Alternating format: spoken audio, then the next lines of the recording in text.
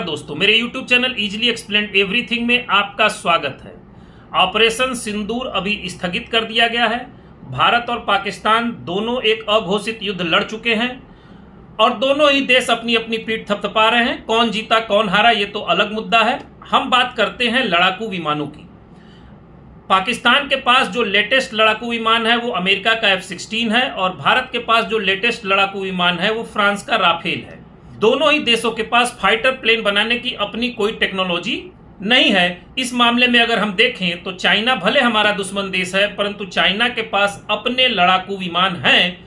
और अगर हम रसिया, अमेरिका और चाइना तीनों के लड़ाकू विमानों की तुलना करें तो अमेरिका का लड़ाकू विमान लगभग वेरी हाई क्वालिटी की श्रेणी में आएगा, रसिया का लड़ाकू विमान हाई क्वालिटी की श्रेणी में आएगा और चाइना के लड़ाकू विमानों को हम मीडियम क्वालिटी की श्रेणी में रख सकते हैं।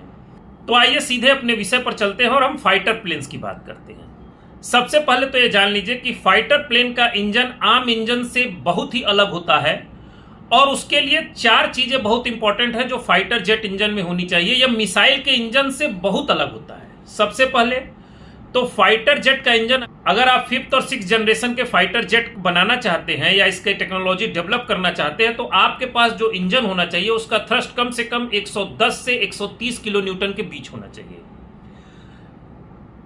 पहली और सबसे इंपॉर्टेंट बात कि इंजन की क्षमता हो गई। दूसरा और सबसे इंपॉर्टेंट चीज हो गया कि इसके टरबाइन सेक्शन में जो टेम्परेचर डेवलप होता है वो लगभग 1500 से 1800 डिग्री सेल्सियस का होता है। इस टेम्परेचर को बियर करने के लिए जो उसके इंजन के मटेरियल वो इतना जबरदस्त एलॉय मतलब कई मटेरियल को मिलाकर किसी मटेरियल को डेवलप करना जो हाई टेम्परेचर और प्रेशर को बियर कर सके, तो उसका कैपेसिटी इतनी होनी चाहिए कि वो 1600 डिग्री 1700 डिग्री टेम्परेचर को बियर कर ले जाए। तीसरी चीज होता है जो फाइटर जेट इंजन में ब्लेड्स लगे होते हैं। टरबाइन के ब्लेड्स आपने देखे होंगे। वो टरबाइन के जो ब्लेड्स होते हैं उनका मेजरमेंट इतना प्रिसाइज होना चाहिए कि जब फाइटर प्लेन युद्ध के समय उड़ान भर रहा हो तो उस समय उसमें कोई भी एरर ना हो, क्योंकि एरर की संभावना मतलब फाइटर प्लेन का बिना युद्ध में लड़े ही स्वयं ही फट के नीचे गिर जाना। और चौथी और सबसे इंपॉर्टेंट चीज ये है कि फाइटर प्लेन की टेस्टिंग, फाइटर प्लेन को कई चरणों की टेस्टिंग से गुजरना पड़ता है। इवन जब फाइटर प्लेन से आप मिसाइल लॉन्च करते हैं तो उसका धुआं भी फाइटर प्लेन को डिस्टर्ब कर सकता है। तो इसलिए फाइटर प्लेन का जो टेस्टिंग है वही इतने चरणों की होती है कि 5 से 7 सालों से लग जाती है।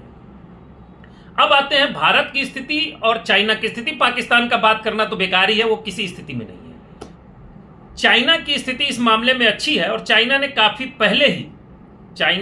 पहले ही इस पर काफी पैसा इन्वेस्ट किया और उसने अपने फाइटर इंजन की टेक्नोलॉजी डेवलप कर ली। ठीक है, वो मीडियम क्वालिटी का ही है, बट उसने अपने फाइटर जेट की इंजन की टेक्नोलॉजी डेवलप कर ली और कहीं से टेक्नोलॉजी चुरा करके रिवर्स इंजीनियरिंग करके भी उसने अपने 5वीं श्रेणी तक जो है चाइनीज फाइटर प्लेन बना लिए, भले वो मीडियम क्वालिटी के हो।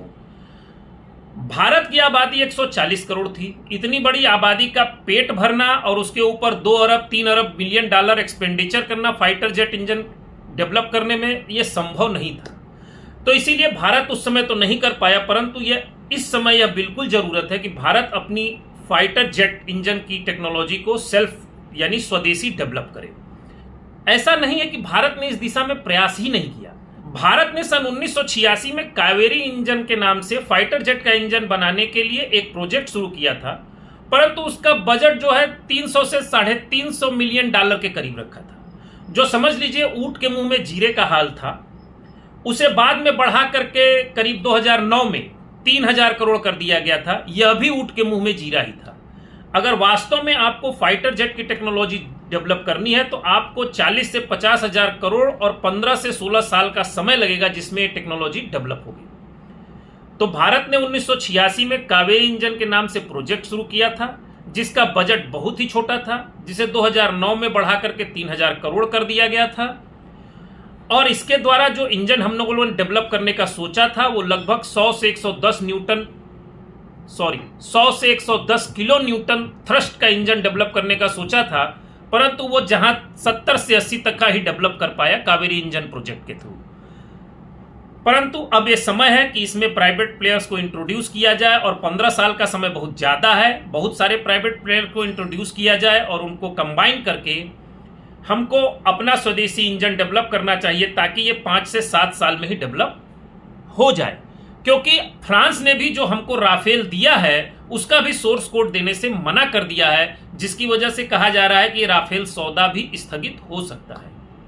इस वीडियो में बस इतना ही। मेरा वीडियो पसंद आया हो तो सब्सक्राइब, लाइक, कमेंट, शेयर और जरूर कीजिएगा। टेक्नोलॉजी से रिलेटेड वीडियो देखने के लिए मेरा चैनल जरूर देखिए, सब्सक्राइब कीजिए। धन्यवाद। जय हिंद, जय भारत।